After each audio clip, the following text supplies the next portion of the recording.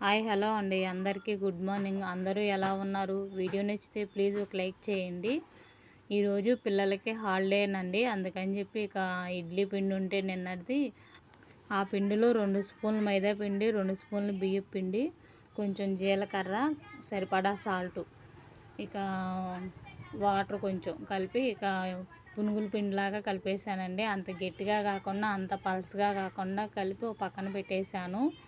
ఎందుకంటే పిండి పులుసుని కిందకి చాలా బాగుండిద్ది. కొంచెం ఒక స్పూన్ పెరిగేసుకున్నా బాగుండిద్దండి. పెరుగైతే ఇంట్లో లేదు, అందుకని చెప్పి ఇక ఈ పిండి అయితే కలిపేసాను. బియ్యం పిండి కొంచెం మైదా పిండి ఇక కలిపి ఒక పక్కన పెట్టేశాను. ఈలోపు అయితే ఇంట్లో నిన్న నైట్ తిన్న గిన్నెలు బట్టలు కూడా ఉన్నాయి. పిల్లలకంటే ఎటు హాలిడే కదా, కొంచెం టిఫిన్ లేట్గా వేసినా ఇబ్బంది ఉండదు.